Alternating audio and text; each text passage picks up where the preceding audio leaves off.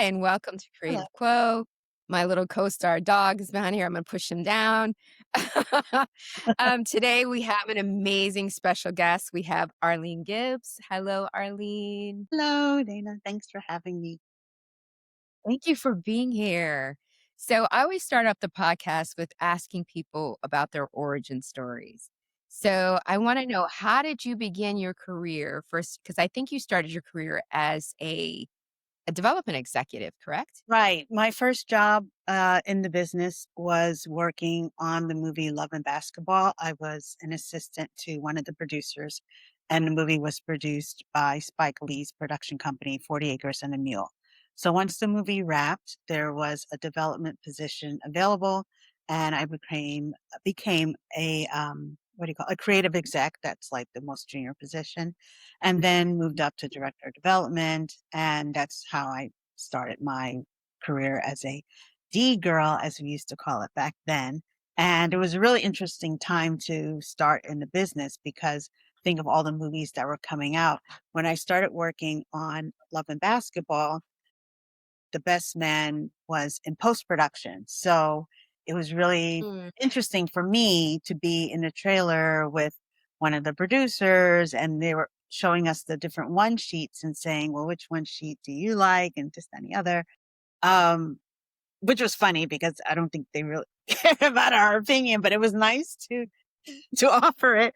And then and also just to see that process, post production on the movie. And I remember going to the premiere for The Best Man, and Scott Stuber from Universal was there, and it was, like a big Hollywood premiere. It was, I think, my first one.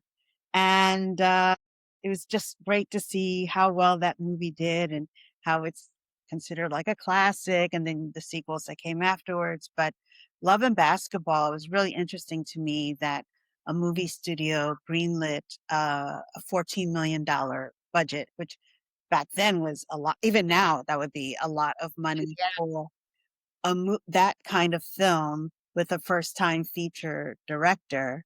It shows how the business has changed so much. Once the DVD market went away, they stopped making movies like Friday After Next, The Wood, Deliver Us from Yeah. Eva. I mean, all these films, and streaming now has picked up some of the slack, but it's not the same. No, I don't think it's the same at all. I mean, because that was for me, that was like such a golden era in Black cinema because Mhm. all those movies you just mentioned are icons. Like, they're like, people go back to those movies. They're legendary. We still reference them. We Watch still them watch them. again.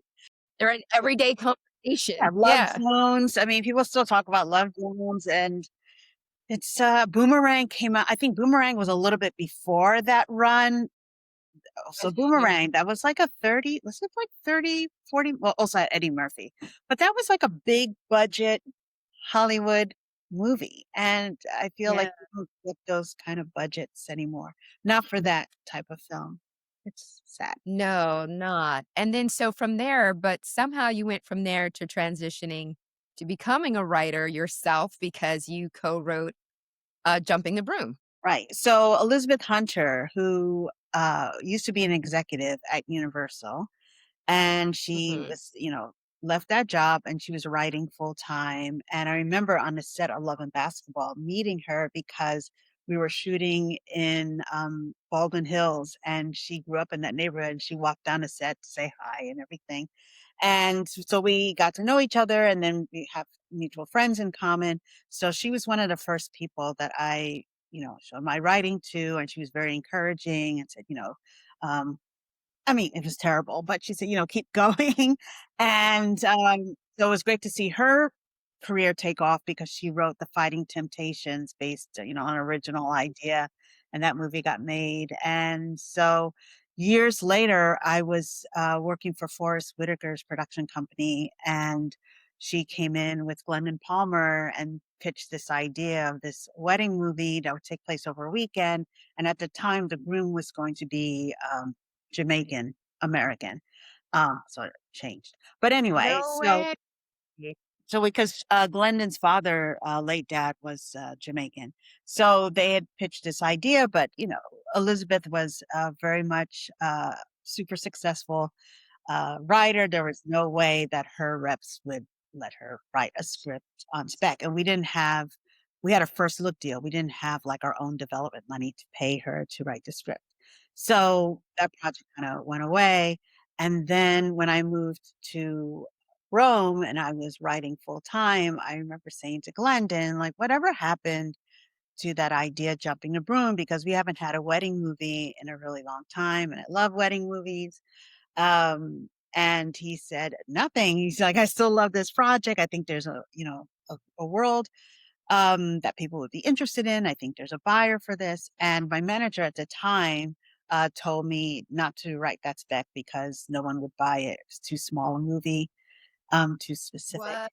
And so I was gonna write a spec anyway, so I wrote it and gave it to, Elizabeth and Glendon with the understanding that if there was gonna be, like, any rewrites or anything like that, Elizabeth was going to do them, and he gave it to Tracy. Was he working with Tra I think Glendon was working with Tracy Edmonds then, and he gave it to her. She read it, she loved it, and then they gave it to Devon Franklin, who at the time was at Sony, and, Glendon and Devon, I think, worked together, or maybe Devon was an intern at, when Glendon used to work for Will Smith's company. So, it's like all these different connections, but the timing was, perfect because, Sony had just signed a deal with, JD, I was gonna say JD Vance. Bishop T.D. Jakes.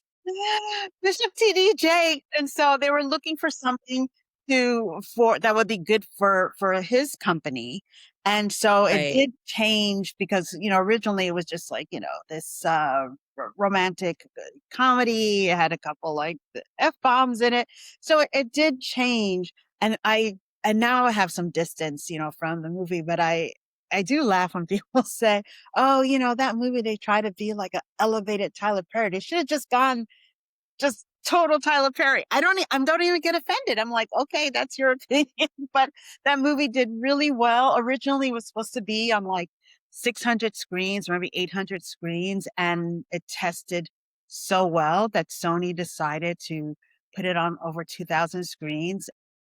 Nobody thought that our movie would be the number 2 movie, that when it came out, because there was another movie that was like, I don't know, maybe a comic book movie, I can't remember what it was, that came out the weekend Mhm. before and only dropped a little bit, but we were up against another rom-com based on, a very popular series of books. It was a Kate Hudson movie, and I can't remember the books it was, but anyway, super popular, almost double the screens that we had, and we still, like, came out, and did very, very well, and there were still DVDs back then, kinda. It was the tail end of the DVD market, so people bought it on DVD, and the movie's 12 years old, and it's still playing all the time on not just, basic cable, but also on streaming. I mean, people say to me all the time, "Oh, I was just watching Jumping the Broom, it was on Netflix."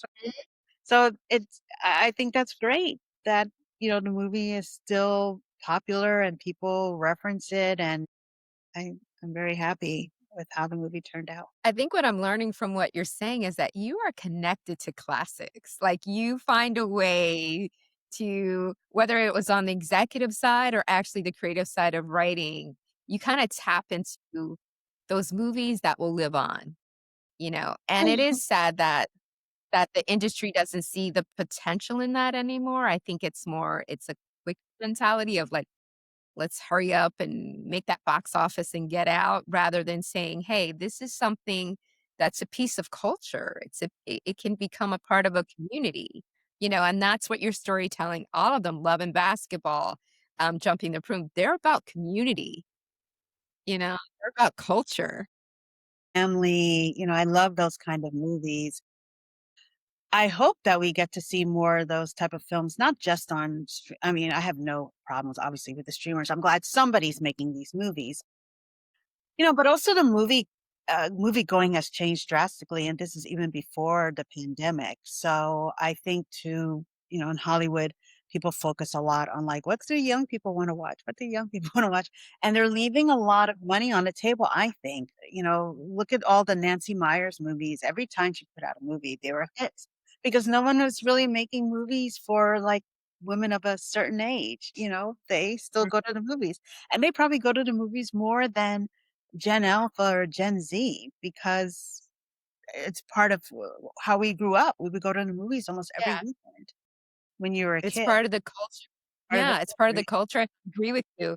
I also feel like I have these conversations with people, about how, especially in our community, we're very collective. So if I'm gonna go see a movie, like a Jumping the Broom or like a girls trip or any of those kind of Yeah, I'm gonna call all my girlfriends. And yes. it's gonna be this huge event, like, because 'cause we're gonna go, and then we're gonna go to dinner afterwards, it becomes this big thing. And I'm like, they don't understand that that's how these movies operate within our community. It's not just the That's true. one moviegoer. It's usually 4 or 5. If it's some more people, it becomes this big community thing. Yes, I And agree. that's what's important. But I wanna so you mentioned Rome, like, you were in Rome with that. So when did you decide to leave Hollywood and Well go to Italy, and why? well, the Italy thing is just bizarre because I have no ties to this country. Nobody in my family is Italian. I had not spent a lot of time going to Italy when I was younger. I thought I would live in London or Paris. Those were the 2, Mhm. places I thought if I would leave the United States, that's where I would go.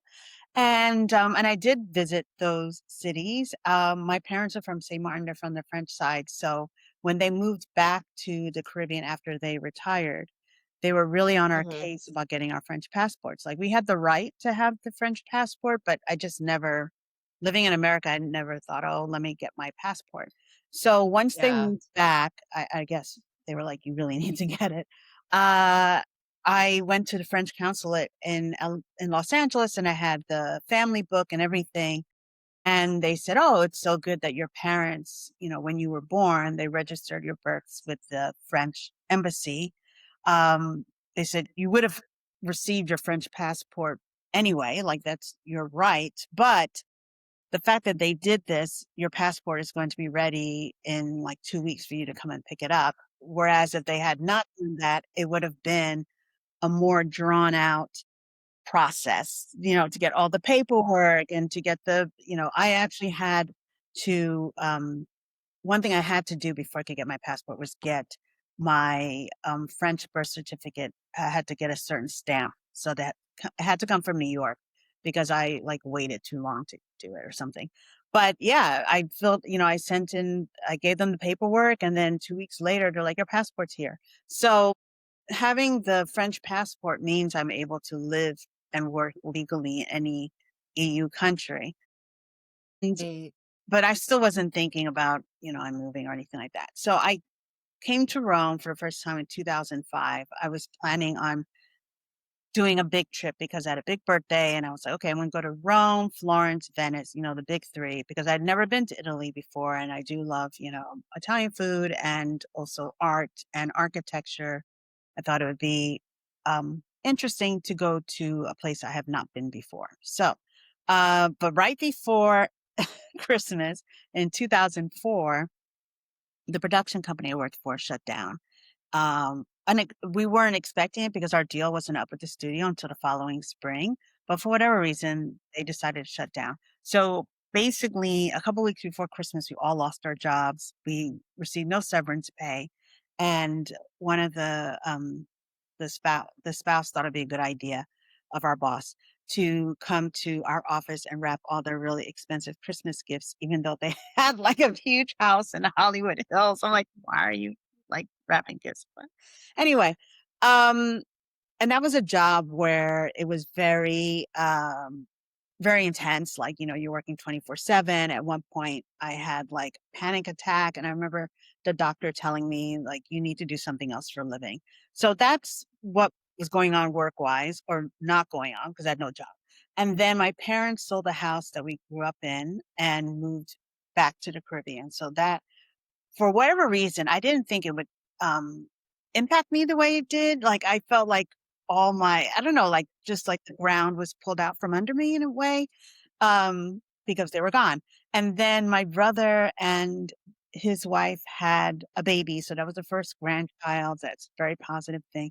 And then my sister was 10 years younger than me, 10 years younger than me, got married. And so this all happened within like a 6-month period. And my Aunt Carmen said at my brother's wedding, "Oh, your mom always said that she would never leave the country until all her kids were married.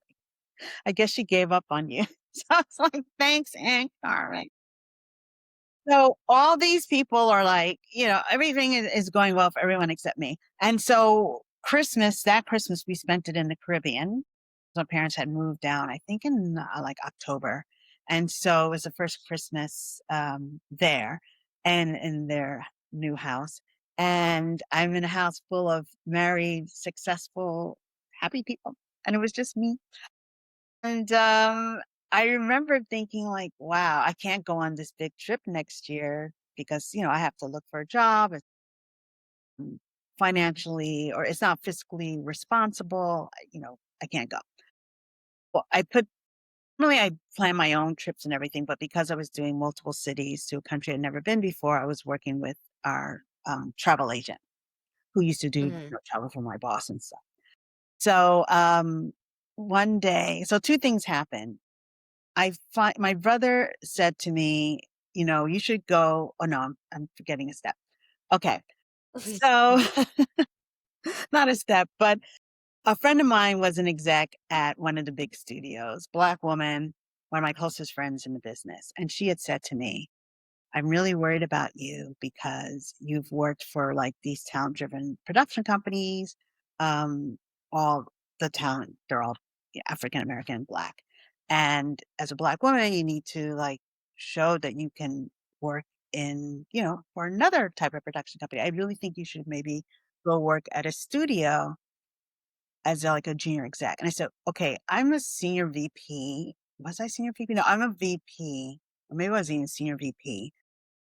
And you telling me I should go work as a junior exec at a studio." And already, like I told you, my doctor was like, "You do something else for a living."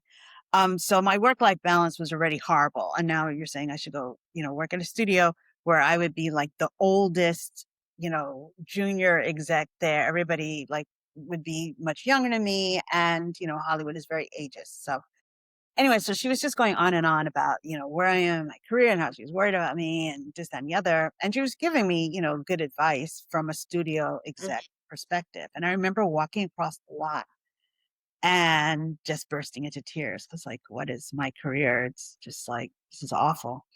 And so my brother said to me, "I think you should go on your trip instead of going to 3 different cities and for 2 weeks, just go to one place. And, you know, if someone calls you for an interview, there's email. You can do it when you get back." So the next day, I received this FedEx, and inside there was a check for my brother and my parents, and for $1,000. And they said, "Put this towards your trip. Do not use this for bills." And I called the travel agent. I was like, "How soon can I be on a plane?" She's like, "2 weeks. So you're staying at the Hotel Locarno." Because everyone told me go to Rome. Um, Mhm. for my first trip. They're like, "You seem more like a Rome person versus a Florence person." And so that was my state of mind when I arrived in Rome.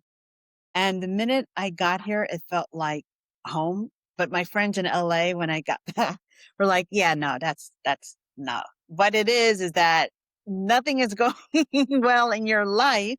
You could have gone to like Ames, Iowa, and you would have had the same reaction. I was like, "No, I don't think that's true." And so the following year, I returned to Rome, and by then I did have a new job. I was working for Don Cheadle's company, which is, again, um, I know what my friend was saying about, working for a non Talent-driven production companies, yeah. right. And I was like, "Yeah, I'm going to work for Don Cheadle." But you know what? It was a great job. It was a great opportunity. And I love Don Cheadle. So you know, okay.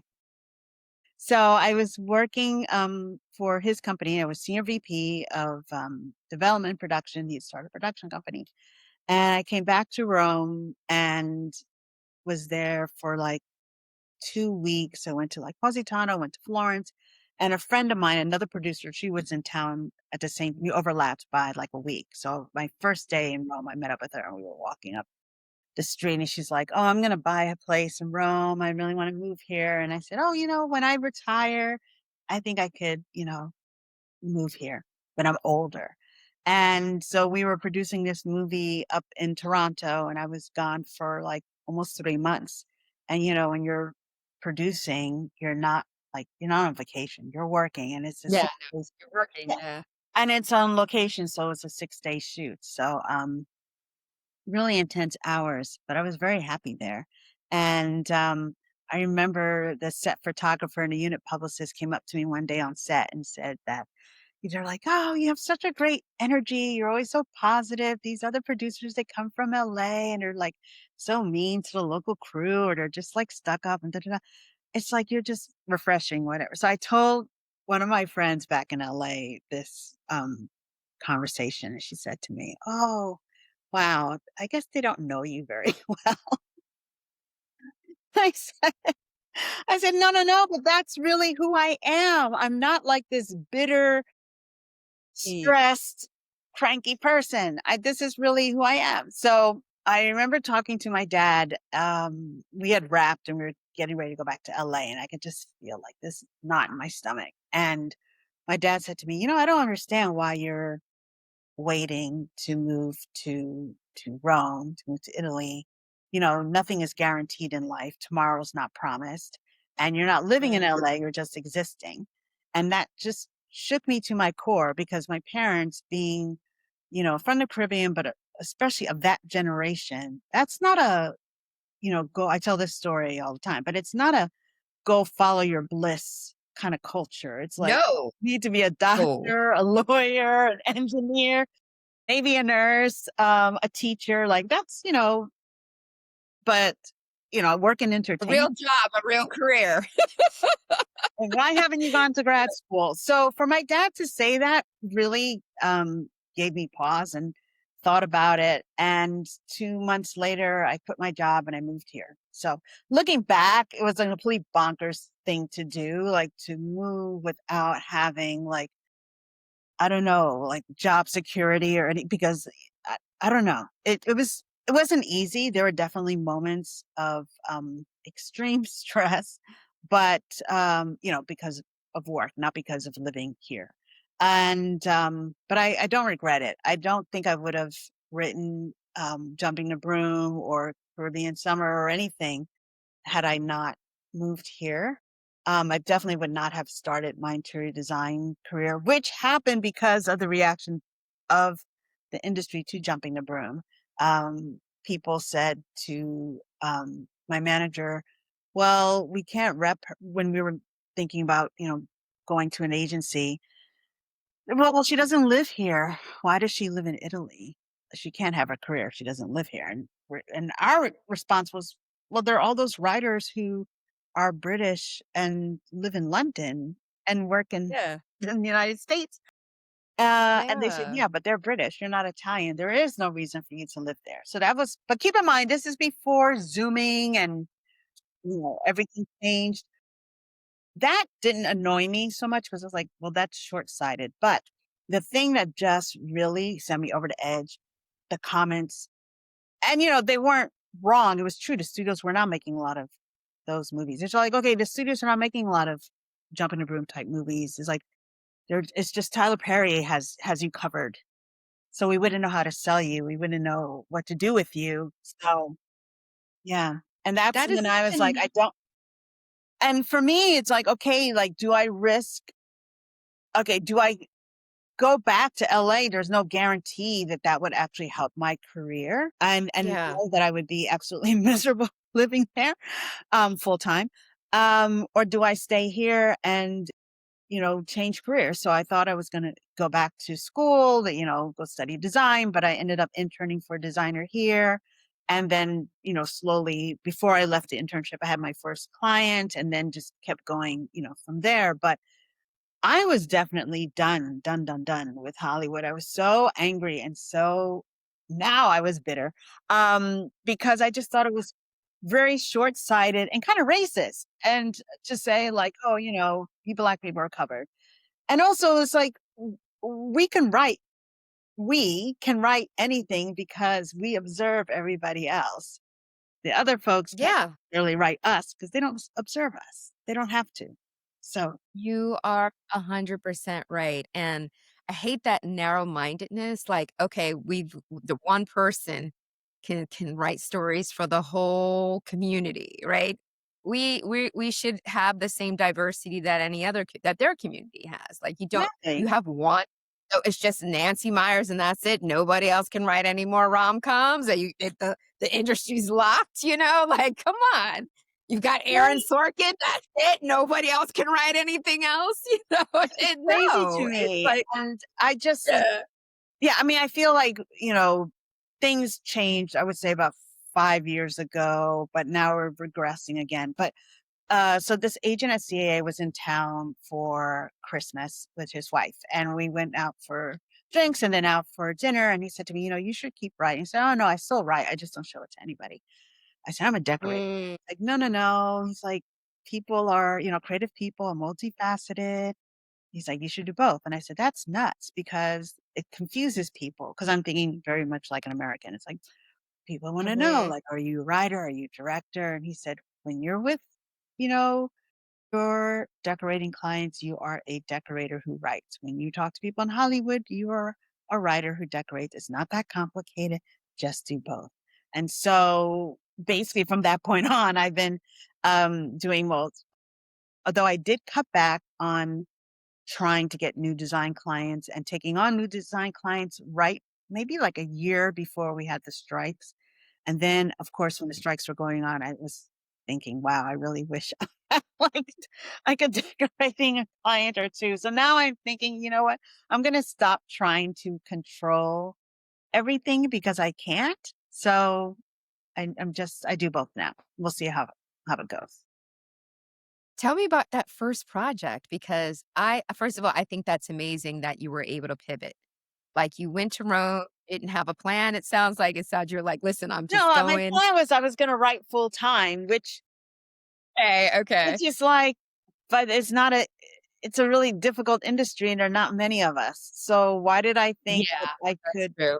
do that's what I wanted to do and that's what I did. But now with everything that's going on in the industry, like the contraction, which we all knew that was going to happen at some point, Yeah, and also what's going on with Trump and the dollar keeps, falling. And obviously everything that I do in Hollywood is I'm paid in dollars.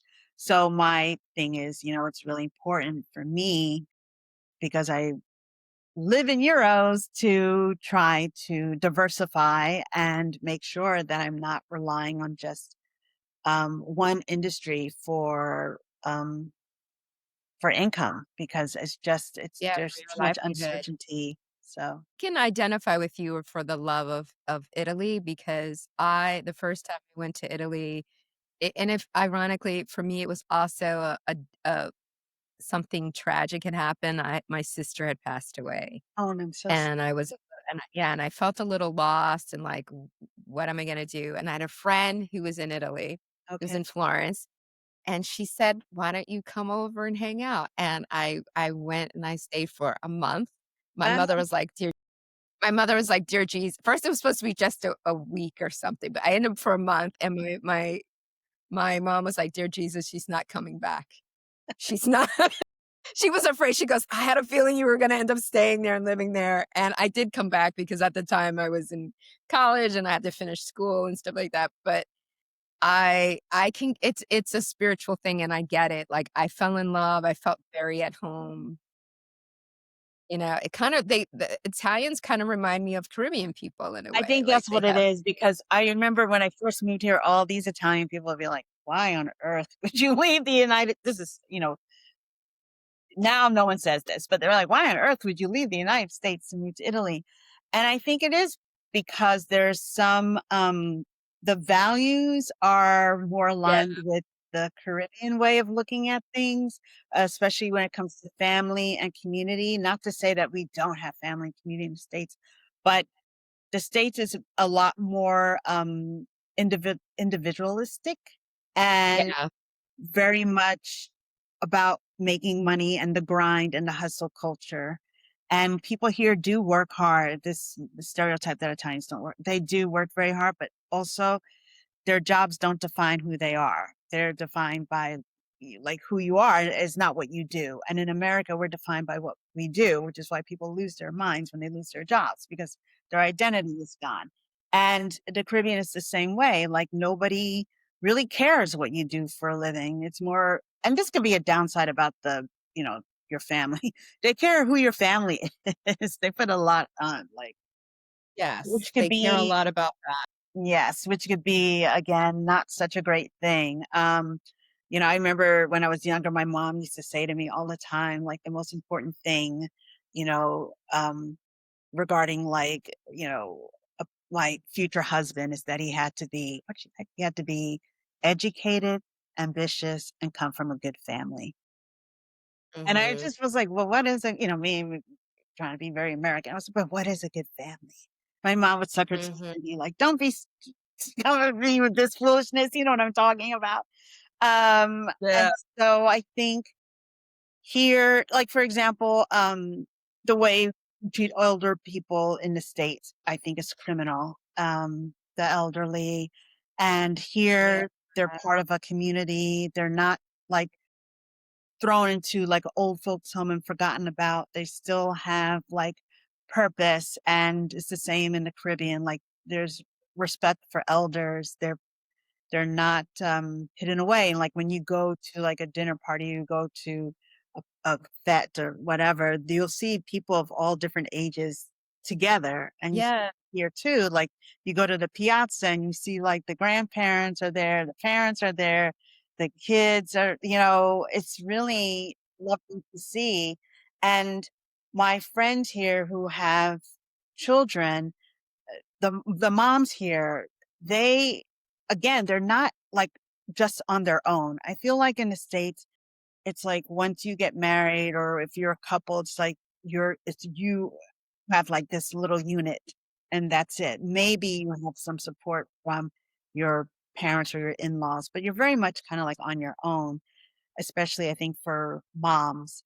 And here no, my friends who are moms did not lose their identities because they're moms. They're still who they are, but they also have a child, and the children are part of that world. Like, again, you go to a restaurant here, kids are allowed to be at a restaurant. Kids are, like, allowed to be in public life, whereas in the States, there's and I don't even have kids, but I feel in the States, there's this very much this annoyance with children.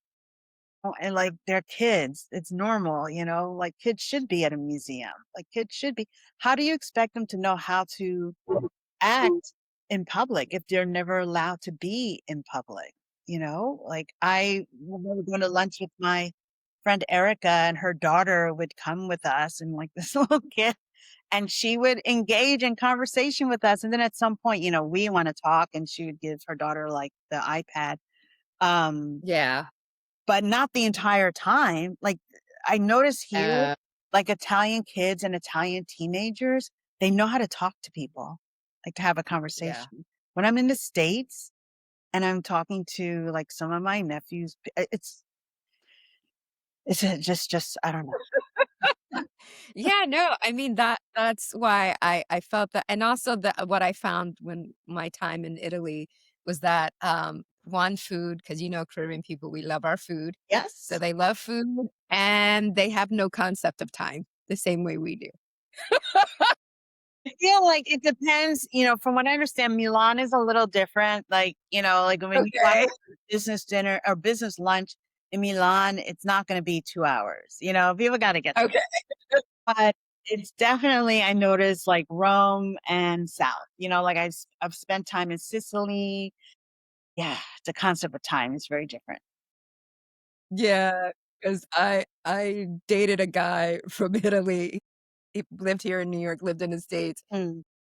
I was like, dating you is like dating a Jamaican, like, honestly, because I'm like, I tell you, meet me at 2. maybe you show up 2:30, 3 o'clock, and you'd be like, "Nah, no, don't worry." I'm like, "Listen, I set a time for a reason." Right. So their Damani is our soon come. Because soon Yes, come in the exactly. Caribbean can mean, is that 10 minutes from now? Is it next month? Like, what do you mean soon come? What is it? Yes, I used to hate when I would go to Jamaica and my cousins and them would say something, "I'm a soon come." And, me being the New Yorker, "Hey, where are we going? What time are we leaving?" So, Yeah. yes, I get it. So I saw those similarities and I was like, "Okay, I get your rhythm, I get your the way you approach life." It felt very familiar and it felt very I can see why. So when other people were telling you they don't see why, I was like, "Oh, I can see why she would live there." I could see where you could acclimate there and be fine. Where other people it might, maybe the slower pace or the focus might be hard for them. But I could see somebody who comes from a Caribbean background where it would be kind of easy.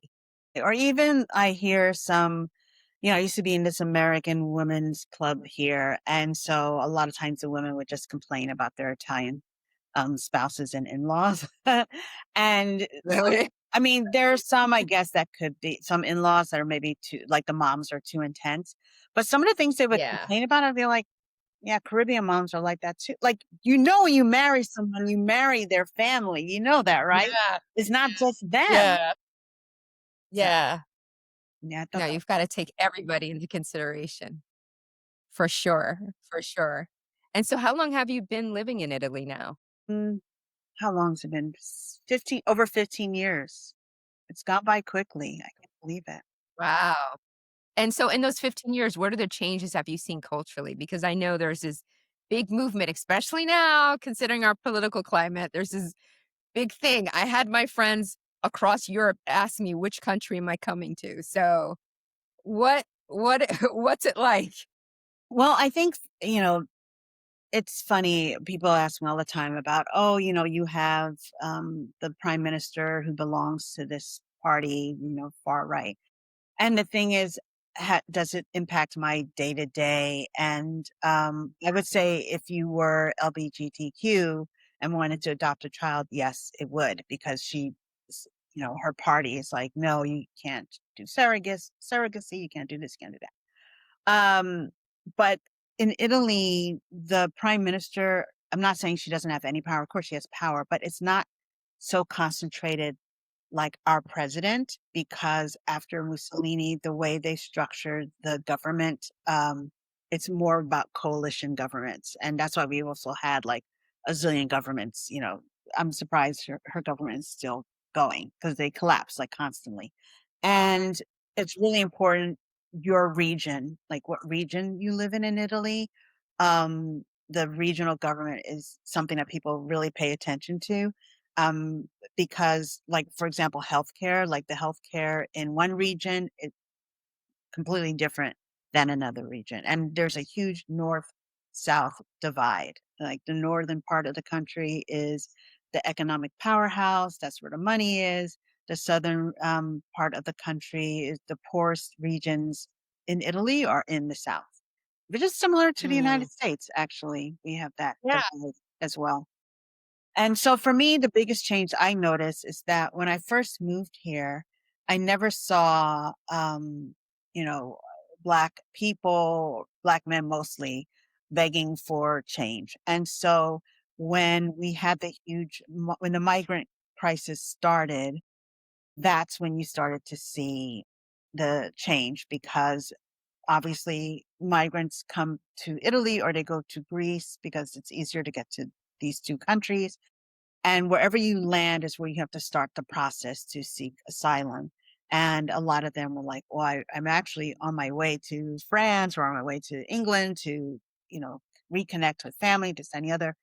And it's not as bad as it used to be, where there were people crossing the seas in these horrible conditions, these terrible boats that really shouldn't be on water, and people drowning. And you had traffickers working out of Libya. I guess once Gaddafi fell, that's when things just became truly awful. And I think that a lot of people, especially in Sicily, because a lot of people went to like Sicily and the smaller islands south of Sicily, like Lampedusa, um, people were, it was just overwhelming. There just wasn't enough space. And people, and then I think certain politicians like Salvini, um, use that to demonize, all migrants, all immigrants, all, and there is a lot of that. They're trying to do we have America first. They're trying to do Italy first. And it's, the thing is, Italy's similar to Japan in that it's a monoculture. It's not a place like America that was built Right. on, immigrants from all over the world, people that wanted to go to America and people who were forced to go. It's a very different history. I think now the big question here is the whole who is Italian? Like, how do you define Italian, right? Like, I was born in America, I'm American. If I were born in Italy and my parents, let's say, were not Italian, let's say I mean, you don't find many Caribbean people, mostly the Black people that are here, their parents came from the continent. I mean, there are a few. So when, the United States is one of the few countries that has birthright citizenship. It's not, most countries in the world do not have that, so you can apply for citizenship, at a certain age. In Italy, it's 18, and people are saying that's too late. Because think about it, if you're in high school and you are going to a school trip and you need a passport, you don't have one. Or maybe you have the passport of your parents' home country, but just not have the same rights as an Italian passport. But I also think it has a lot to do with identity. If you grow up here, you feel like you are culturally Italian, but you don't have Italian citizenship. And then the window to get it is, I heard it's kind of complicated. So they were trying to pass a law to say that it should be more like France's system, where you can apply for citizenship at a much younger age, as long as like you've lived in the country continuously, your parents have lived in the country continuously. So that's there are quite a few Afro Italians that are well known, and one of them who's Mhm. um plays on the national volleyball team. At one point, she said she was going to quit because she was tired of people like questioning her nationality. Because I think people struggle with like the difference between nationality, race, and ethnicity. So her parents, I believe, were Okay. originally from either Nigeria or Ghana. She grew up here. Okay. She speaks Italian. Okay. She's like, I'm Right. Italian. And then there are people like, no, you're Right. not because you're black. So you can't be Italian and be black. There's a lot of that going on. And so, but it's interesting because I remember there was a show called Zero, and it was the first show created by a Black Italian about Black Italian people. I mean, with a diverse cast, and it was Wow, I see Netflix. this. And I remember Yeah. Netflix USA, they have strong Black leads. They interviewed one of the stars of this show, and the caption said Mhm. something like, "Oh, it's so cool to see like a Black person speaking Italian," whatever. I know what they were trying to say. It was not like a negative thing. I get it was kind of like how TikTok discovered Black Scottish people and lost their minds. Like Yeah, which was crazy. Yeah. the Americans, Black Yeah. Americans are like, oh my God, there are Black people in Scotland. And so Black people outside of the United States are like, do you guys not have geography? And I think they were just fed up with Americans, period. Like, even people who are, like, I know it's hard for us to understand, like, they see you as American. So, Oh, 100%. see you as American, 100%. right?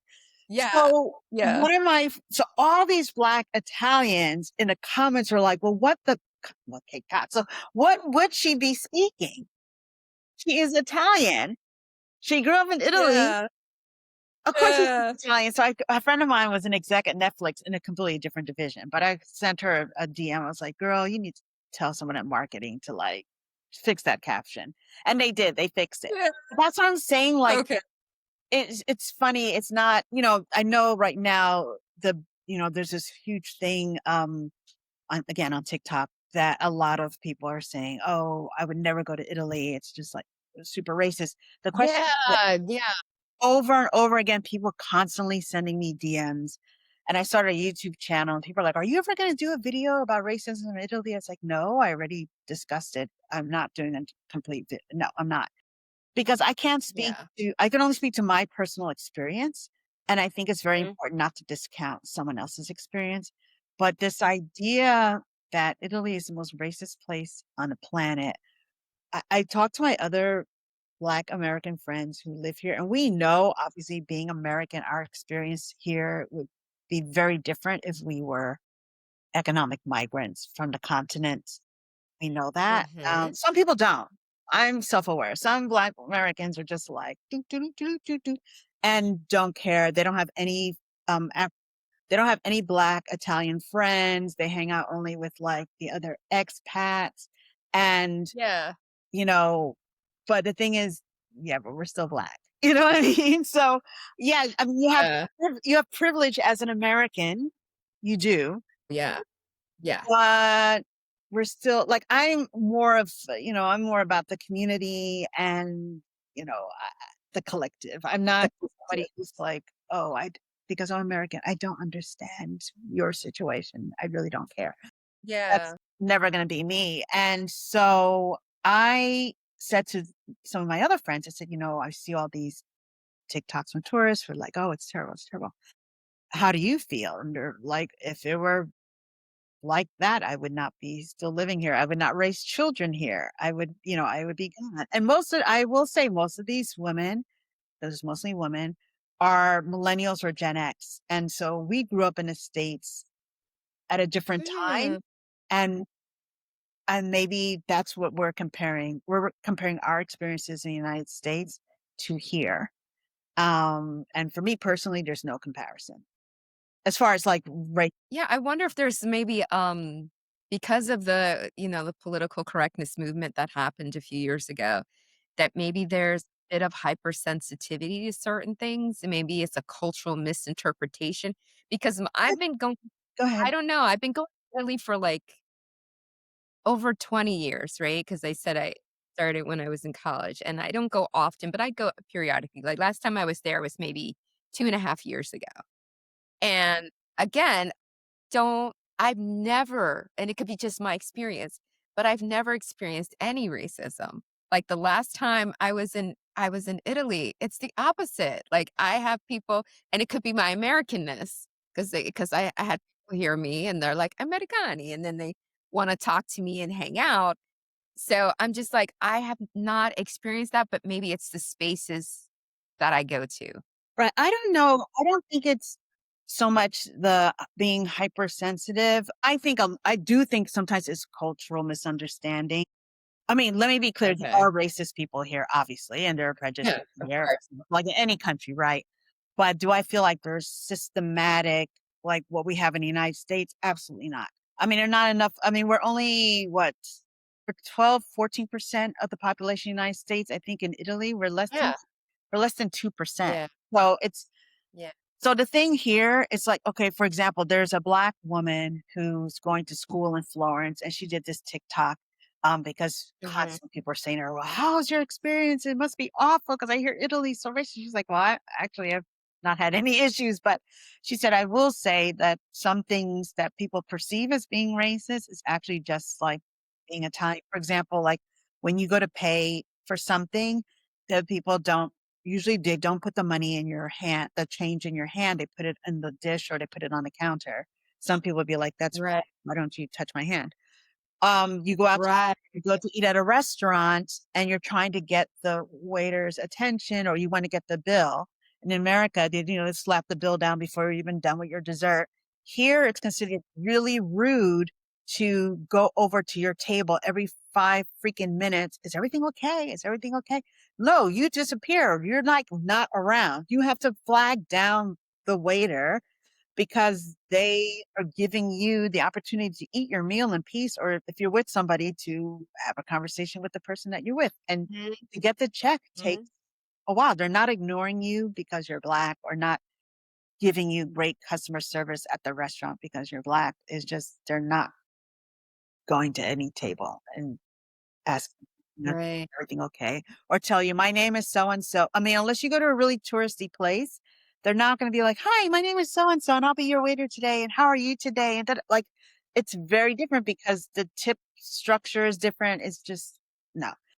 And then the thing is, someone said, and I don't think that this makes it right, but they're like, Italians have beef with other Italians. Like Siena and Florence used to literally have armies, their own armies, and go battle each other. Mhm. People from one side of a neighborhood talk Yeah. smack about people. Don't like the other. There's all Yeah. like, and they have the cantatas and all that stuff. And now it's just, it's fine. Like they'd have the little flag contest. But back in the day, it was like real beef. So I mean, they're just, I don't know. I feel like there are some people who are very small-minded. I think that there are people who are not, they're maybe uh, like have not traveled a lot. They're not, you know, um, exposed to people from different backgrounds. And I've met Black Americans who have lived in Italy since the 60s. And their experience, yeah, like one of the first people I met when I moved here was this woman who was in my neighborhood. And she's been living in Italy since the 60s, was married to an Italian, had, two kids. And, I met some of her friends who are also Black, have been here a very long time. I think, yes, we definitely saw an uptick in um, racist attacks and issues when the migrant crisis kicked off. Um, and there's still a little bit of, oh, this person is the first, like the woman who was the first Black um, person to serve in parliament or in the administration. She was treated terribly. She originally was from the Congo and she moved to Italy to study medicine. She was a Mhm. doctor, she met an Italian, and they got married, they had kids, and she was treated horribly by the opposition party, the same party that Salvini belongs to. They were calling her all kinds of names and throwing things at her. Yeah, and I remember arguing with this American who was like, "Oh my god," a white American was like, "Oh my god, Arlene, how are you doing in Italy? It's so racist." Like, you would never see that in America, and this has been I'm gonna say, "Wait, we're American. What are you talking about?" this is when President Obama was in office, and she's like, "You would never see." I was like, "Did you not see the State of the Union when that person yelled lie to the President of the Yeah. United States? Like, have you not seen like what they call President Obama, like the signs and what they call his wife?" And yeah, so I mean, there's What world are you living in? I Yeah, don't like know, I don't know. That's not the world I was living in, and so but I think you see this also like in France. They were saying, like when the World Cup, they're like the French team is like everybody, pretty much everybody on the team is African or Caribbean. And so when you're winning, you're French. It's like, yeah, allez bleu, allez bleu. And then when they lose, there's like, they're from Guadeloupe and Cameroon and, yeah, blah, blah. yeah.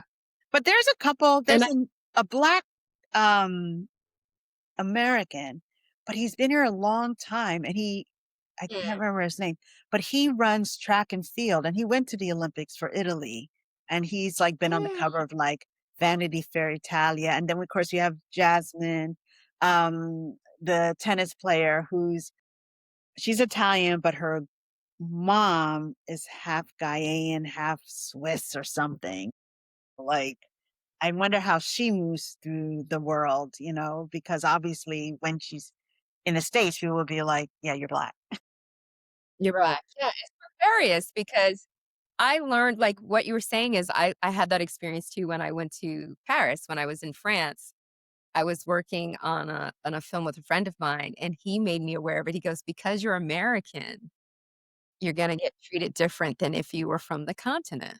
Mm. And I was like, "Yeah, because I come from a country where black is black. Like, it don't matter where you come from, we're all treated the same." And he goes, "No," and he goes, "Without opening your mouth, they can tell by the way you dress that you're a Yankee." And so he's like, "You're gonna the way you move through this country or this city is gonna be different." And I was like, "Wow," it made me really conscious of that, like what you're saying, that there is a privilege of being American in certain spaces. Because And so yeah. I was gonna say, think about Paris, back in the day with James Baldwin and Josephine Baker and Richard Wright, and you had all these also GIs who went back Yeah. after the war ended, and Paris was like paradise for them. But then you have people who are from francophone countries. It's not to say so. It's really Yeah, and it's weird. It's like but it would kinda reminds me of, to make a comparisons of America, is how they'll embrace Black British actors. They're kinda elevated, and then they're homegrown. They're like, "Oh, yeah, we don't really want you here, but you can come here." I don't know what it is about that psychology of, like, we don't like our Blacks, we like the other Black. It's just a weird thing.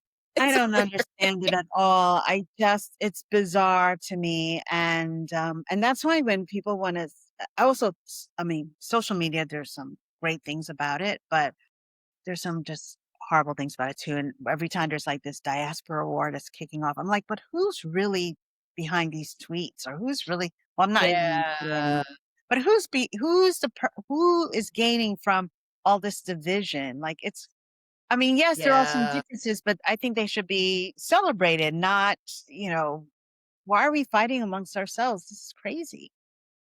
I 100% agree with you because, my grandfather was a Garveyist, right? So, Oh, okay. I was kinda, through him, raised to see Pan-Africanism and that and he sowed in my mind that we're all cousins, we're all family, Yes. right? Yes. So, I've never seen the difference between language or country. I can always see our similarities first. So, I also get really upset when people are like, "Well, we over here like this," or when they say, "Black rich are taking our jobs," and I was just like, "Wait a You minute, complaining wait a about minute." Nicole Kidman? Are you complaining about Hugh Jackman? Are you you know what I mean? I just Exactly.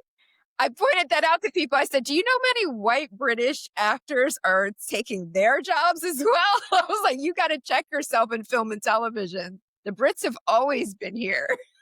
I It's mean, not from just the way Black Brit." back. But some of Yeah, that was yeah. because, back in, like, the '90s, going into the aughts, the big thing was everybody was hiring rapper like, Sam Jackson even, like, had an Yeah. they Yeah. call it Yeah. the Raptors or whatever because, they thought box office. Now some rappers, fantastic actors because, Yeah, yeah. and some were 'Cause actually rapping, where they had to put on a persona and become somebody, so they were already in character, yeah. right, others not so much, but, it's all about box office, and they're like, we will Yeah. hire this rapper who has never acted before. We will cast this person versus casting this young brother who just graduated from Juilliard because no one knows who he is. Like, I Yeah. don't think Denzel Washington would have the career that he has or that he had if he were like a generation or two younger. Because, Robert Redford just passed away and of course everybody's talking about his career. Same thing because they're not making those kind of movies anymore. And all those actors were came from the stage as well, like Paul Newman. Yes, they were all like, Harry Belafonte, Sidney Poitier. They were all like gorgeous men, beautiful men, Mhm, but they could also act. mhm. They were Yeah. actors with a capital A. Yeah. Now it's like we in the States kinda got away, it's all about, "Oh, this person used to be" like Ashton Kutcher. I'm not slamming him, but he's a perfect example. He was a model. Yeah, he Whereas was. the Brits, Mhm. they're still doing theater. They're still You know, you made a great point because that's I mean, I tell my friends who are actors, "Don't come for my neck when I say this," but I went to film school in England, and when I was in school, I worked with a lot of actors that were training at RADA and Lambda, and I was like, "Guys, you just need to up your game," mhm. because they come from a tradition of doing theater, and they come from a tradition of mastering Shakespeare, so when they come and read our Yankee scripts, they're like, "Got it. Let's go do this." It's not a problem for them. I mean, I was telling them they're trained like fine athletes. They take it very serious, like, or at least the students I was exposed to, their professionalism, even on a student level, blew my mind. They were just doing exercises with her. They come over to our school and do our little rinky dinky scripts, and they would kill it. And I was like, okay, yeah, we're just not ready. We're just Yeah, not Sam, ready. Like they're Sam really serious. Jackson also, came from theater. But it's like, we went through this. I mean, maybe it's going back to that, but we're very much like, how's your social media? How many followers do you have? I know, It's yeah. changed quite a Yeah. bit. And that's why they will continue to, for like movies that are about, trying to get awards, like serious dramas. Yeah, you're going to lose out. Yeah. Because we're more about style than substance, and we're more about the marketing than the Yeah. actual talent. Yeah. And Like who's I on hope the it poster, you know? yeah.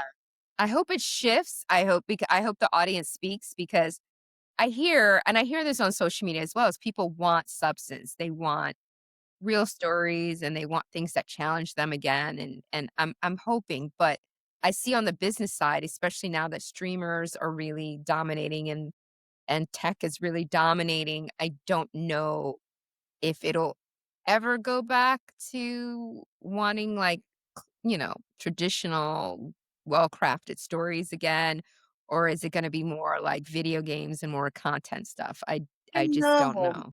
I did listen to The Town this morning, and Matt Bellamy had someone on talking about how the spec market has picked up a little bit. I mean, it's not like it was back in the glory days, but maybe there is a return to original stories, and everyone's sick of like everything has to be like either a comic book or some other kind of IP. And also, it takes a long time to develop IP, to put the package It together does, and figure out what the story is going yeah. to be. And so they were saying another reason why the spec market has picked up slightly is because it's like, boom, the studio exec has a script. They can read it, they can see how it's been executed, and then they can go ahead and buy it and, you know, develop it to get it to a green light. Whereas when you're chasing after IP, you're gonna make the Slinky movie or the Connect Four movie. You have to figure out like, well, what's the take? What's the story? It's a lot of development. It takes a long time, and then you have to have the attachments. I mean, it's just I'm hoping that we do see more original stories. I think people want to see movies that are um not just based on video games and comic books, you know? If you can make a kind of prediction, especially since you were on the executive side and then became a writer, like what do you see for our community? Like we were mentioning Love and Basketball, like there was an era where we had like these amazing films that were our real stories, not just the stories of us being thugs and criminals, like the whole range of stories. Everything. So, what do you think what's gonna happen for us in this new I future? don't know because with all this anti, DEI, and everyone is anti woke, which anytime someone says to me, "Oh, they're too I like don't even, I can't take you seriously because you don't even know what the word explain to me what does woke mean?" I Like, know. that's what, and it annoys me that it was a word that we use to say, "Okay, stay awake, pay attention," and now it's like this, a negative thing. To be honest with you, I don't know. I mean, we're out, I have different producers on different projects. And I would say the one thing that all my projects have in common is that they are um, movies that have some joy in them. And it's, about our community, for our community. Well, it's for anybody who wants to watch it, of course. It's, stories that are centered around Black women, mostly women of a certain age, but also younger women. And because those Mhm. are the stories I want to tell, and those are the stories that I would want to see. I remember watching an interview, it's probably with Nancy Myers, and she's like, she makes the movies that she would want to watch. And Mhm. I hope these movies get made. I hope these TV shows get set up and made. I don't know what the future holds. I think there's an audience that's hungry for these kind of films. I'm not saying they all have to be features. Some can be on streaming. It's fine. For me, it's not so important, like, what how the movies are seen, it's just that they're seen and they get made, and I don't know, I'm hoping that with everything that's going on in the States, politically, that there's gonna be a backlash, that people would want to see even more of these kind of films in a way, because joy is a form of resistance, and everything is so heavy right now, I mean, rightfully so. There's a lot of anger and frustration and depression. I feel like we have not really, as a society, in the States, dealt with what happened during the pandemic. Like over 1 million people died, and it's kind of like, got to get back to work. And, you know, it's just like we shoved it under the rug. And I feel like we haven't really dealt with it. So for me, like, what I want to put out into the world is something that is more, positive and uplifting and joyful and is not so pessimistic and depressing. Even though I personally might feel like what the F is going on. And I used to call myself like what you call a pessimistic optimist. No, that's not what it was. Yeah. A cynical optimist. That's what it was. I was a cynical optimist. And now I'm leaning more towards like the cynical, and I don't want that. And you talked about losing your sister. Like my dad died in November and my mom died just like 12 months or so, or 14 months before him. And when you lose your parents, it's just like, I don't know, it's like everything shifts. So for me, it's like, how does that impact my work, and what do I want to do with the next like third of my life? And Mhm. I don't want it to be spent just being enraged all the time. And I'm just one person, but it's like, is there anything that I could do to make things better? And I think um, I could do that through the movies and TV projects I work on, and also like through decorating. Like your home is your sanctuary, and I want people to feel safe and happy and joyful in their space.